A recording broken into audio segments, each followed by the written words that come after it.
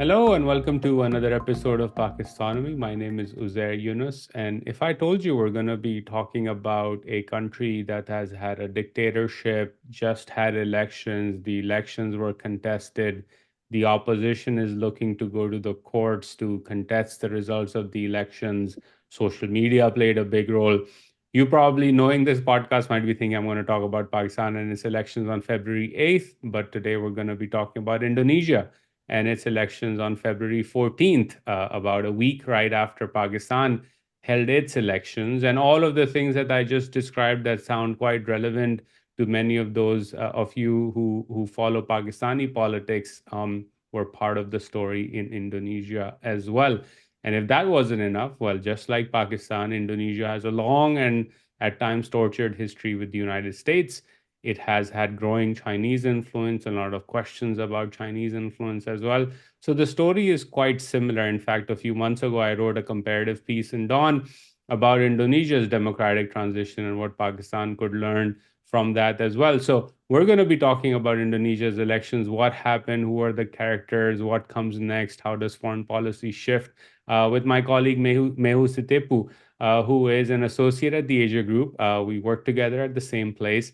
And I've been meaning to have this conversation for a while, but the Pakistan elections were so crazy that we had to keep delaying it a bit. But I'm glad we finally have this chance to talk about it. Mehu is somebody who has vast experience in Indonesia. She has over a decade's experience as a journalist in Indonesia, worked for 3 years as a senior role at the BBC, has interviewed the president of Indonesia, various ministers, knows a lot of the various characters in the country. So we're going to have an in-depth conversation about me understanding and all of you who are tuning in understanding what happened in Indonesia and what comes next. So Mehu, thank you so much for taking out the time and welcome to Pakistanomy.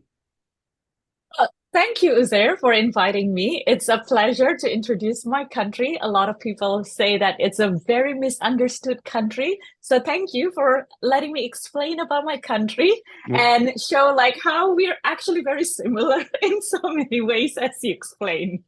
Well, let's jump right in. So, many of the listeners of this podcast are in Pakistan, a lot of them are in India, or they follow the politics of South Asia, less so Southeast Asia. So, give us all a quick 101 about the elections, the backdrop of the elections, and what the cast of characters, so to say, look like in the run up to the elections. And then we'll go into the elections and what happened after that. Sure. Okay. So first of all, if we're going to talk about the election, I have to tell you about the incumbent president, President Joko Widodo, that we called him fondly as President Jokowi. So President Jokowi, this is his last year in the office because Indonesia's constitution only allowed him or only allow any president to stay in the office for 2 terms maximum, i.e. for 10 years because one term lasts for 5 years. So during his last 9 years in the office, he's done amazing thing in terms of building infrastructure. A lot of people call him as the infrastructure in chief. The economy during his administration done really well. Even during COVID, I don't think we've ever had any recession. So people are happy with him. And so even on his last year in the office, his approval rating is still 80%. Can you imagine? That So is, I think, almost like Narendra Modi in India at that I level. guess, Yeah. yes. Yeah, exactly. So, and yeah, and I mean, in general, he's not controversial because he never really used, identity-based politics during his office. That's why people love him. And he came from, just like he was a regular people. He wasn't an elite politics. So he wasn't someone who came from, whose father who owns whatever. No, he was like someone who used to live in a tiny shed in a tiny like a tiny city, a small city in Java. So, he's kind of like a nobody becomes somebody. And so people relate to him, to his journey in the politics. But at the same time, what people doesn't know is that he's actually is amazing politician. And that's why he can managed to maintain his image as this amazing, personality that people still loved him, even though people still love him even on the last months of his administration. So that is the main issue, or like the main character in this election. You might think like, why? He's an outgoing president, but why are we still talking about him? That's because this is the thing. So in his last campaign, two campaigns to become a president, he always have to challenge this former general coming from the elite family. His father was like one of Indonesia's ministries, and he's this general, his what you call it, former in-law, father-in-law, was Indonesia's former dictator for 30 years. So, he has been in Indonesia's, elite scene for so long. And he's always wanted to be a president. This guy's name's Prabowo Subianto. And he's been trying to become a president because he really thinks that it's not his birthright, but it's something that he has to do. It's kind of like I think he really believes that he's destined to become a leader. Because he comes from the right background and his father-in-law Correct. was the dictator and ruled Indonesia and all of that Yeah. legacy. Plus, I really think that his father also instilled that ideology. Interestingly, like his father was actually Indonesia's first socialist party leader. So Interesting. it's interesting because like his father as a finance ministry has this very unique view, balancing capitalism and also socialism, because his father was trained in the US in I think Berkeley, if I'm not mistaken. So have like this Western kind of like thinking, supporting capitalism, but at the same time you have to provide for the people. So anyway, back to Prabowo. He's been trying to become a president for so long. So this year, this election is his third try. So the last two tries, he's always lost to Jokowi because again, people are tired, from the elites. I guess the same thing like in the US as well, right? Like Yeah, it's why the same Trump in the is US, it's the same in yeah, Pakistan, it's the same in exactly. India. Narendra Modi Yeah, was a tea seller, comes from nothing, doesn't have legacy like Gandhi. In Pakistan, as I was sort of saying, alluding to in the introduction, Imran Khan is in jail and he's sort of not been allowed to run in a free or fair election. But despite that, his party emerged as the largest party. They did not form the main government, the central government. But when you talk to average Pakistanis, especially young Pakistanis, they say, I don't like the dynast. Why is it that the right last name gives you this right to win an election? And it's the same sentiment in India with Narendra Modi and Rahul Gandhi. Same sentiment we saw in America in 2016, right? Nobody wants another yeah, Clinton. Like, why? Just because you're a Clinton means you can rule over us? No, we're not going to tolerate that. So, very similar across the world. exactly. I love that you mentioned that. So yeah, it's very similar. People basically did not want to vote for Prabowo because of his like elite background and the legacy background, and they keep voting for Jokowi. And yeah, the fact that Jokowi can actually did a good job as a president. So third time a charm for Prabowo. This year, he tried again, Spoiler but this alert, you year, just gave a spoiler. Third time a charm. We'll get to his win in a that's true. bit. Again, yeah. Sorry about that. But the interesting part, can you imagine? Like they've been rivals for two election cycle, but this election cycle, something is different. Something happened that Jokowi decided to give his son to become Prabowo's VP. So Jokowi, negotiating with Prabowo and says like, why don't you go with my run with my son? I think Jokowi really understand that he still has a lot of he's still very popular. He still can convey uh, the public to vote for him, quote unquote, uh, indirectly through his son. And a lot of people are confused on like why now you are, decided to become.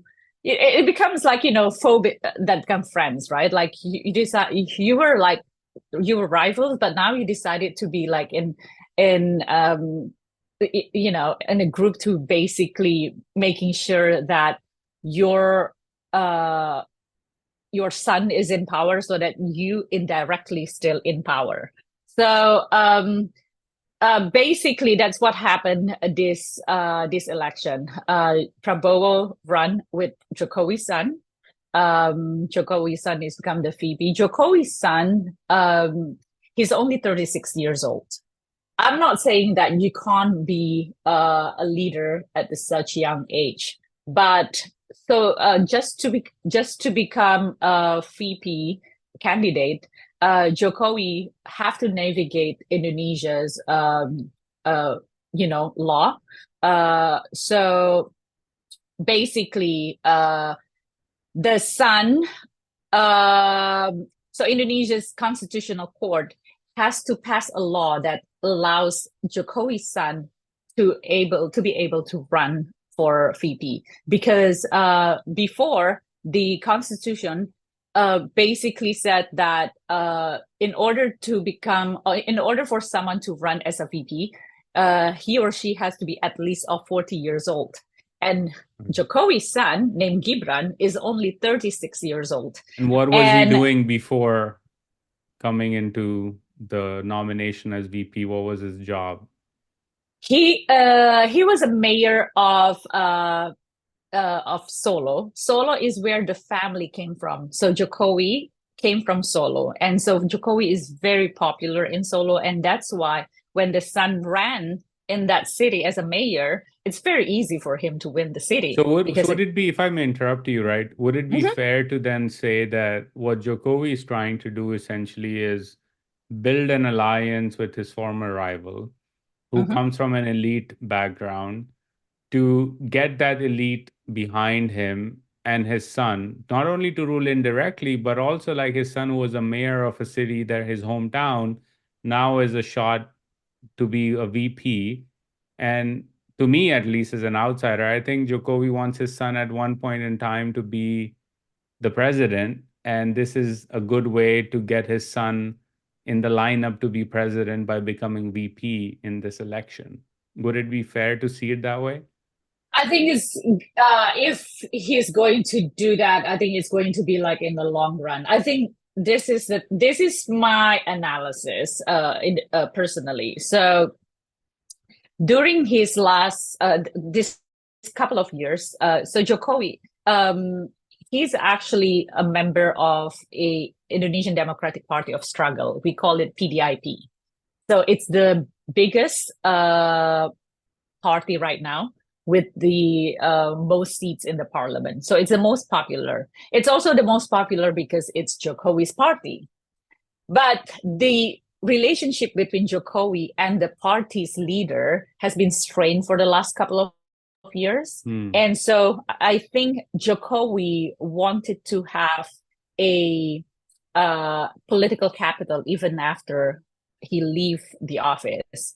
And in Indonesia, without having a party, that's very difficult because I think what Jokowi, this is my very personal opinion, but when I talk to a lot of people agree with this. So during his time in the office, Jokowi made a lot of enemies because he wants everything to be super efficient because he knows like he only have limited time to make like his vision come true.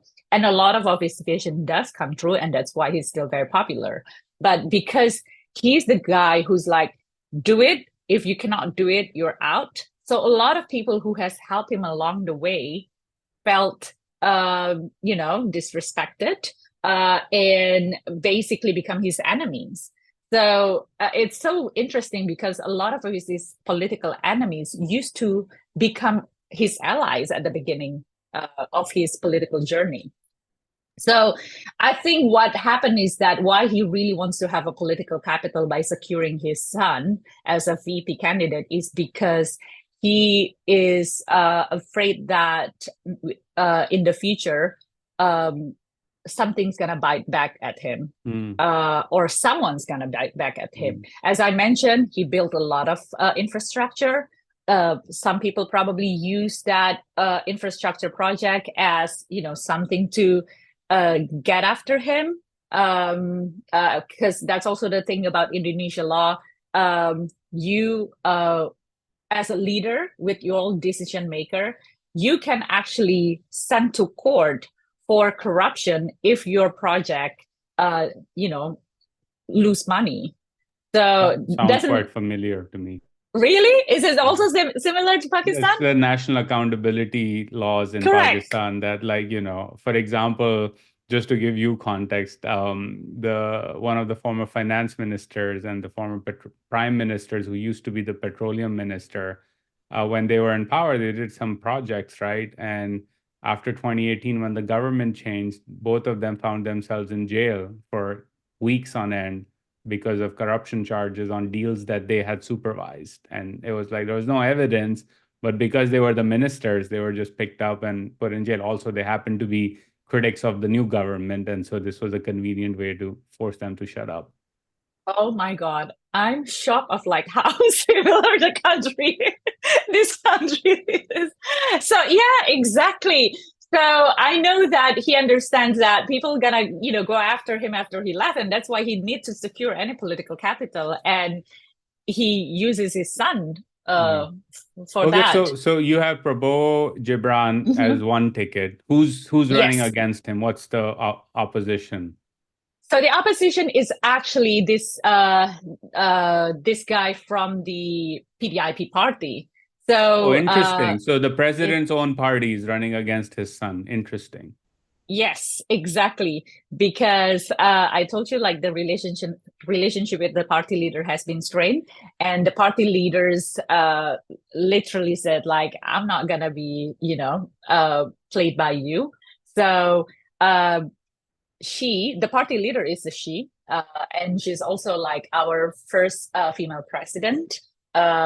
So he's a former president. So she basically let one of her popular members to become one of the candidates. His name's Ganjar. Ganjar decided to run with Indonesia's coordinating minister of law, a professor of law, very well respected. His name is Mahfud. And so initially, Ganjar is actually leading the polls. Uh, and the third candidate is this, like I mentioned, the friends that become foe. So, once Jokowi's education minister, but then they fell apart. And then this guy become his enemy. His name is Anies Baswedan. And Anies ran with the leader of Indonesia's largest Muslim party, and we call him Iman, from Muhaimin. So yeah, so those are the three pairs. The Anis and Muhaimin camp, they have a very strong message against Jokowi, and so they have a clear type of voters, people who doesn't like Jokowi, and also people who is an you know uh, conservative Muslim might And vote what's for what's the them. what's the broader theme? Like what's the Anis ticket arguing for? Like I get the conservative Muslim voter Mhm. point, but what's their critique of Jokowi? Like what are they coming at? The critic of Jokowi is mainly about his economic policies. What he says is that, oh yeah, infrastructure, you're building things. You're building roads, but you're not building the people. A lot of people are still, you know, in dire poverty level. A lot of people doesn't have the educations that they need. A lot of people, in still being left out. So they use that kind of like populist rhetoric. Like, if you're not happy with the current government, I'm with you. So that's basically like his main message. So, anything criticizing of like government Jokowi's economic policies, and also the conservative Muslim. Okay, That's so their voter that's the base. Anis side, and then Yeah. what's Ganjar now? That already, if I'm looking at it again from the outside, that's kind of tough to for a third candidate to have a message, because you have the president's choice on one end. Obviously, that's continuity, and he's popular. And oh, by the way, the president is on the wannabe president is the third time. The charm comes from the elite family. You have the other side that you just explained, Anis arguing for more conservative voters, people being left behind. So what's Ganjar arguing for? How is he splitting the vote? So that's a thing. So Ganjar's main voter. So initially, Ganjar came as like, oh, we're going to continue Jokowi's economic policy, because he's coming from the same party of Jokowi's, right? So it's going to be weird if he start critiquing Jokowi. And also, as I mentioned at the beginning, he was Jokowi's friend in the party.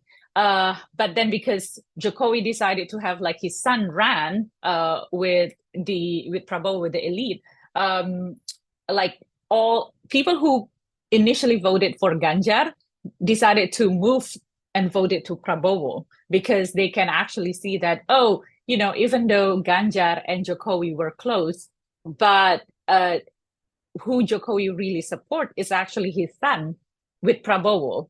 So that's why I said, like, initially Ganjar's popularity is actually the highest, but then during the election, the results shows that he's actually have the least votes, because, as you mentioned, it's difficult. Like, how do you differentiate yourself with Jokowi's son, especially because you have like the same party and the same message as well. We're going to continue Jokowi's policy. But this is also the thing. This is Indonesia's Politic 101.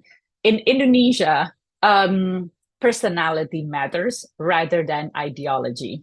Because, even like in political parties, there's not a big ideology difference between one political parties to another. Indonesia's political parties is mainly divided by the identity. So that's why, like, for example, Indonesia has a number of uh, Muslim political Muslim parties, and even for the Muslim parties, there are like the more conservative Muslim, the more liberal, a Muslim party, and the younger Muslim parties. So it's like varies. And like PDIP voters is mainly the more liberal secular people, and yeah, parties normally they don't have like a big difference on ideology. It's mainly just like who in Indonesia's population that they want to tap in, like in terms of demography. So that's why within or like during this election, it's difficult to just like say I prefer Jokowi because or I prefer Ganjar because he has defended A, B, C, or D, because at this point people will just look at like his personality. Yeah, so that's very interesting. So thanks for giving that backdrop, right? And now the question I had in my mind, actually, I get a lot more clarity about the role of social media, because I Mm-hmm. remember I talked to you about this as well. I was sort of loosely following the news. It was like TikTok played a big role. Prabowo was able to sort of, even though he's older, how old is he? Something 70 something, or Yeah, 76, yeah, if so I'm not mistaken. Yeah. he's an older boomer essentially, which is again very similar to what politics is in many parts of the world. Mm-hmm. But he used social media to connect with younger voters. At least that's what I read. Correct me if I'm wrong on that. But what role did technology play Because again, to me, now it makes sense. It's a very contested space. Ideology doesn't really matter, personality does. So technology and social media obviously is a great way to differentiate yourself. So tell us a bit about Prabowo's strategy on social media and how was he able to connect with younger Indonesians in this election? Yeah, I think what's important to highlight is that the majority of the voters for this election, so I think like more than 50% is actually age below 35 years old. So, a very young voter base. And so, like, how do you convey your messages to these people? I guess the easiest way is through social media. The thing with like Prabowo is that Prabowo has a reputational issues. So a little bit of background in the history of Indonesia. In 1998, there is a reform movement. We call it reformasi, where we toppled down Prabowo's former father-in-law regime. So back in the 1998, we toppled down the dictatorship regime under Suharto, and during that time, there was a lot of riots and basically just unease everywhere. And so Prabowo, he was the leader of Indonesia's special forces, and I believe the CIA believed that he was the guy behind of the kidnapping of a lot of human rights activists during that period. A lot of human rights activists during this period got kidnapped, and then some of them returned, but a lot of them basically never returned home. So a lot of people assume that they died. And the CIA released a report believing that Prabowo is the guy behind that. And that's why Prabowo, for so long, cannot come visit America because he's blacklisted.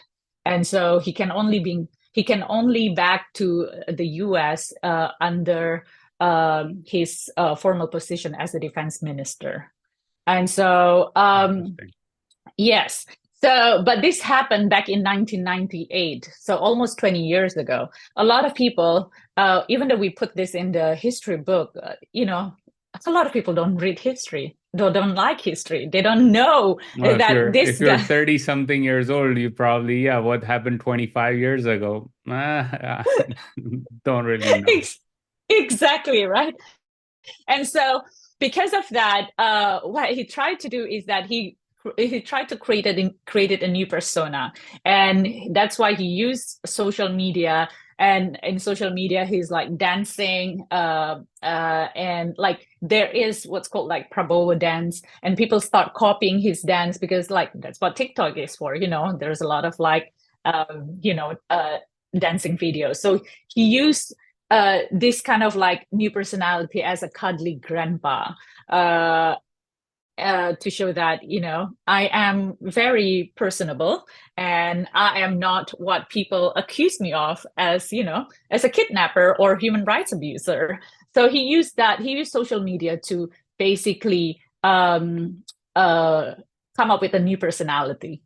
And I think this technique has been used also during the President Marcos of the Philippines when he ran for president. Because like President Marcos has the very similar history. I don't know if you're aware about Yeah, his yeah, history. yeah. Yeah. So yeah, you reinvent your image through social media basically, and it Because it's works. a younger population who's not fully familiar with everything that happened, it's relatively easier to create a new brand, so to speak. Correct. Yes, 100%. The same thing with Marcos as well, because like when the President Marcos Senior, have like the corruption scandal. I think like it was what 20, 30 years ago that younger people nowadays they know what happened. Yeah, it's Interesting. So interesting. that's how social media was used, and I guess Prabowo was much better at sort of tapping into its full power and redefining his own brand, connecting with people. So then tell us about elections. Like obviously you gave the spoiler, Prabowo wins, but I was just catching up right before this recording just to get a sense of what happened after as well, because I basically tuned out. Seems like people are still contesting the results. So tell us about what the allegations, what the results were, how close was it? And then what are these allegations that are still being made? And I saw a headline that the opponents are trying to go to court to contest. So give us an overview of what happened and what's going on. Yes.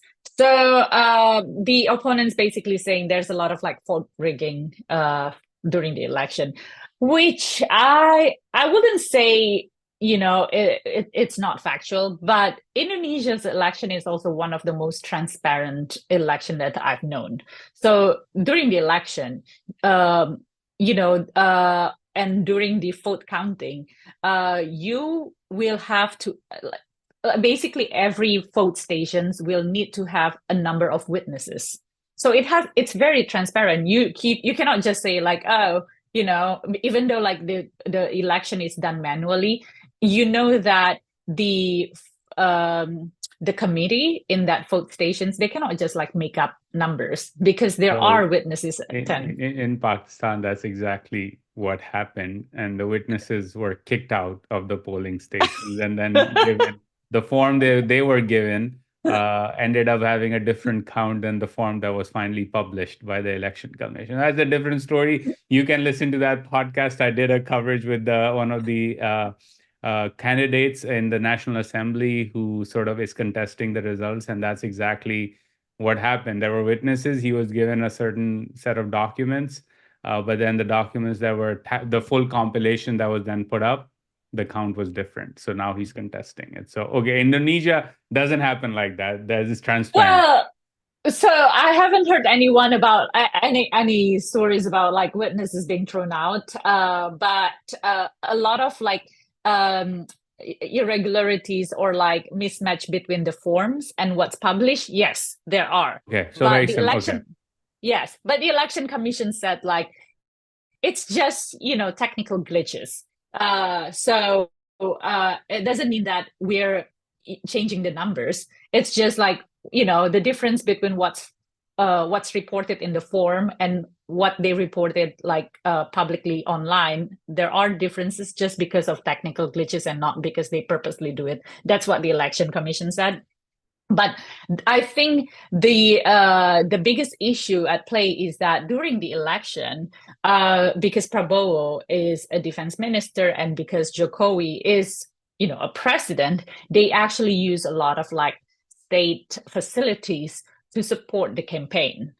So I think that's where the ethical problem arose, and so I think this is what the contenders will use as one of their biggest challenge if they want to bring it to the court, because it's very difficult to find cases and then you bring it to the court and say like uh, this is invalid. You can uh, especially because Prabowo won by a landslide. He got 59% of votes, while I think Anis get about 20 something percent. Oh, wow. So the And gap is too huge. it's too huge. So I don't think they can, I don't think like, even though they say like, oh, we found irregularities here and there, I don't think they will be able to close the gap.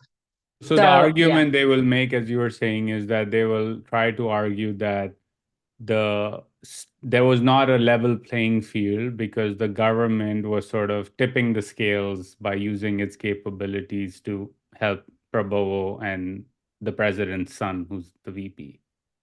Exactly. Yes. And is it allowed according to our constitution? I don't know. The courts will decide. Because Okay. yeah, the court will decide. Okay, interesting. So now I want to spend the last few minutes of this conversation, Mehu, to sort of like, have your analysis on what changes in Indonesia, right? Again, as I said at the intro, a lot of similarities as we've talked about, but also on foreign policy side, right?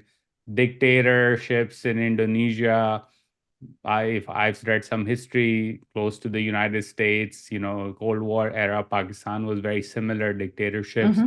The Mm-hmm. American government to this day is much more comfortable dealing with the Pakistani military as opposed to civilian Democrats. The Democrats like to speak their mind. Western countries don't really like politicians who like to speak their minds in our part of the world a lot of times. So that leads to a weird relationship and dynamic. Um, but then also, like Pakistan, from what I've read, Chinese influence has grown in Indonesia in recent years as well, particularly around critical minerals and infrastructure development, etc. So, what's the relationship like right now between Indonesia and, let's say, the United States and China? And what is the foreign policy outlook when it comes to these topics for the incoming president, assuming the courts say nothing doing, he's going to be the president? Yes. So, defense minister. So Prabowo, he's a Western educated person. So he spent most of his time studying in the UK. He's very pro-West in terms of a lot of things, but he also understands that Indonesia has to balance our relationship with the US and also with China, especially because China is so much closer than the US. And he can see it as a very, viable risk. So having a defense minister as an upcoming president, I think he's going to have a lot of defense perspective in that sense. So I think he will try to be friendly to China, especially for economic purposes. But I really believe that he prefers to ally with the US or the West for defense purposes. Because there are several instances where I think he came to the US 2 times recently to buy some F-15s and planning to buy some F-35s as well, if I'm not mistaken. Like he is, I think like he relies a lot to the US for any defense capabilities. And so again, I really see that he will try to build and rebuild a relationship, I guess, after what happened for the last 20 years, being banned to the US. And especially, but it will take two to tango. If the US wants to do the same effort to him, I think it will highly reciprocate. And so, yeah, I think what he's going to do is that he's going to make sure there's a strong allyship with the West in terms of like defense, but maintaining the economic preference to China. Okay, and I wanna, so that's a good part. I had a follow up on this. So economic preference to China, obviously infrastructure. There's been a lot of coverage in terms of Chinese investments in Indonesia. But another thing that I've read about is like areas around critical minerals, right? Battery manufacturing, nickel, things like that. And in President Jokowi's time, from what I've seen from the outside, has been this push towards increased processing of these critical minerals in Indonesia, more value addition domestically, looking at using that basic mineral at home to do more and build more things. But of course, if you're looking at, as you described, an incoming president who's pro-West and wants to buy American military gear, given Indonesia's access to critical minerals and its own, mining capabilities, that also is part of the growing U.S.-China strategic competition. In fact, more than weapons, it's the action is on the mineral side and on these types of things. So, where do you see that strategy going, given that the Chinese are so dominant and closer and influential in these sectors? How will he seek to balance that out, given that it's very clear, you and I are both in Washington, the China plus one or de-risking from China is going to be a major part, even in the United States, regardless of who wins the elections this year. So what's Prabowo going to do, or is potentially going to do on the econ side? What are going to be his flagship policies there? I think he's at the same time very pragmatic as individual. He knows that Jokowi's policy works. The reason why Jokowi's critical mineral policy works, I don't know if you know that Jokowi has actually banned the export of raw nickel. And that's why all the Chinese companies and also South Korean and Japanese companies, they have to come to Indonesia and build their EV or battery production in Indonesia because they cannot get their nickel sources elsewhere. Indonesia is the largest nickel producer. And during his campaign, Prabowo said that he's actually going to expand that uh, export ban into 21 other commodities. That means that he really wants companies to come and build Indonesia's industries in domestically. And I think it will have a lot of issues with the West, especially Indonesia's main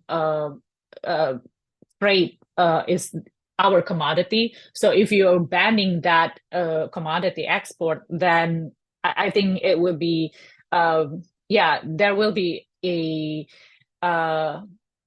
challenge, at least from the Western countries.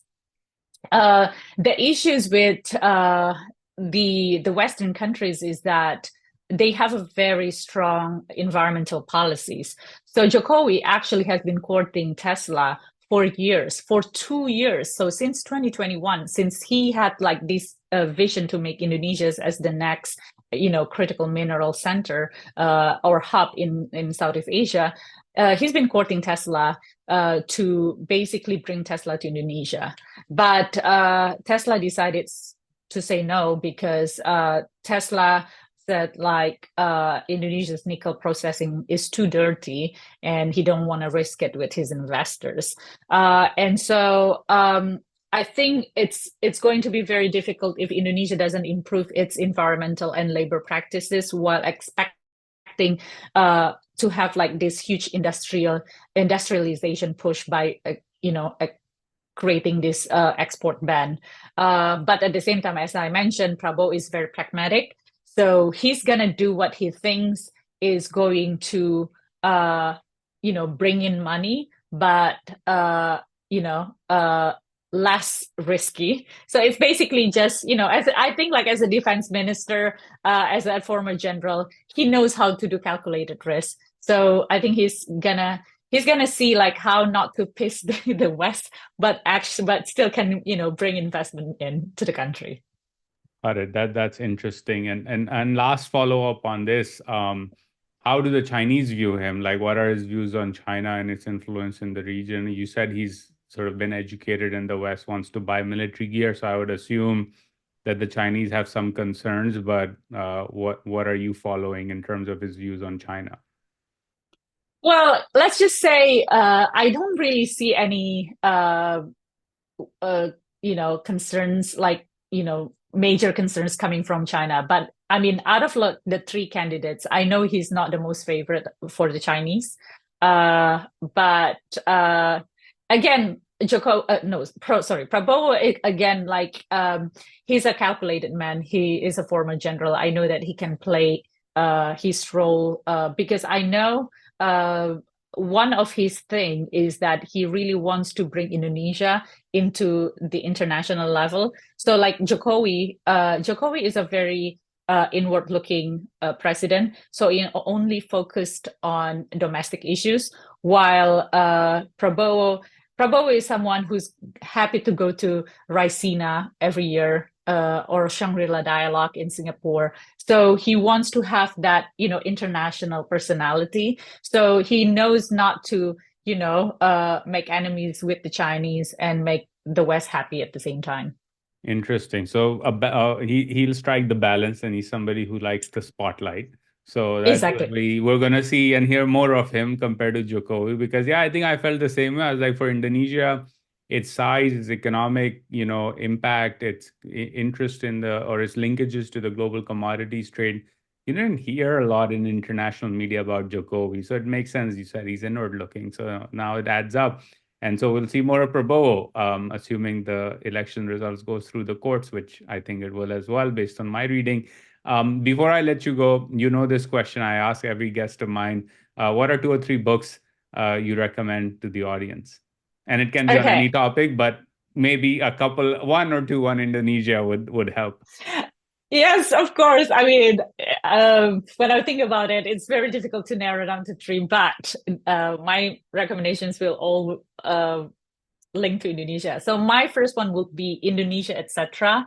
by Elizabeth Pisani. Uh, Elizabeth Pisani was a former journalist with Reuters, and she lived in Indonesia during Suharto's regime. And so it's very interesting for someone who didn't live through that period to actually read her account of like what's going on in the country. It's amazing. And because she was a journalist, she had like this, firsthand account of like meeting the generals, also, the former dictators. Yeah, I think that's one of my most favorite book. If you want to learn about Indonesia politics or modern history, take a look of Indonesia, etc. by Elizabeth Pisani. The second book that I will recommend is this. A novel by my favorite Indonesian author, and I think I am become, one of the reasons why I become a feminist right now is because of like her books. I think she's one of the early feminist writer on her period. Her name is N.H. Dini. Her book called Departure. That one is in English, but I read all her book in Indonesia and it's amazing. And the last one is this is my go-to book during COVID because during COVID, I really miss Indonesian cooking and I have to learn to make it myself. And this book is by Sri Owen. It's Indonesian food. And Sri Owen was also a journalist. She was a journalist with the BBC in London. And her cooking book is basically a combination of recipes and also her stories about Indonesia. So yeah, I love it. That's amazing. Thank you for all three recommendations. I will start with the Indonesian food book because I like to cook. So maybe this is my way to learn Indonesian food and how to make Indonesian food as well. Before I let you go, last to last question, since you raised it in the first book you recommended, the role of the military. I should have asked this earlier, but what is the state of democracy in Indonesia like, and what is the role of the military now, decades after the end of dictatorship formally, but also, to me at least, as somebody who follows Pakistan much more closely, a democratic transition that has evolved in the right direction? What is the current way in which the military behaves in Indonesia? I think, unfortunately, or probably fortunately, especially during Jokowi's administration, because he come from a civilian background, the military background is actually kind of like set aside in the picture. So we don't really hear or see a lot of military leaders becoming, a leader of any institutions. During the previous administration, because the former president before Jokowi was a former general, so he came from military background. We still saw a lot of military people having important or critical positions in the government, but not so much during Jokowi. And I think that's also one of the reasons why Prabowo failed to become president for two times, because I think people do not want to have another like military regime. So they're very cautious about that. And that's also why, one of the reasons why Prabowo have to reinvent himself as a cuddly grandpa, because during his two failed attempts, he always bring himself as the strong man, a former general, the one that can beat Jokowi. It didn't work. Now he came as a cuddly grandpa. People love him. It works. So yeah, I Interesting. think in summary, I think Indonesia really cautious and aware of like the military influence. Interesting. I think that's a good step and a good thing to have where civilians sort of over time get more of their space. So I'm glad Jokowi was able to do it and that people themselves are skeptical of a growing footprint or strongmen, retired general type. So that's always good to hear from my point of view. Thank you so much for taking out the time. I know it's a Friday afternoon and you have a very busy schedule. So I appreciate you sharing your insights, giving us a 101 on Indonesian politics. And I think this was very educational for me and most definitely for our audience as well. So we'll stay in touch and keep talking, and maybe we'll see more of Indonesia's president on the international stage as the transition happens. So have a great day. Thank you so much, Mehu. Thank you, Uzar. Thank you. Thank you for the opportunity.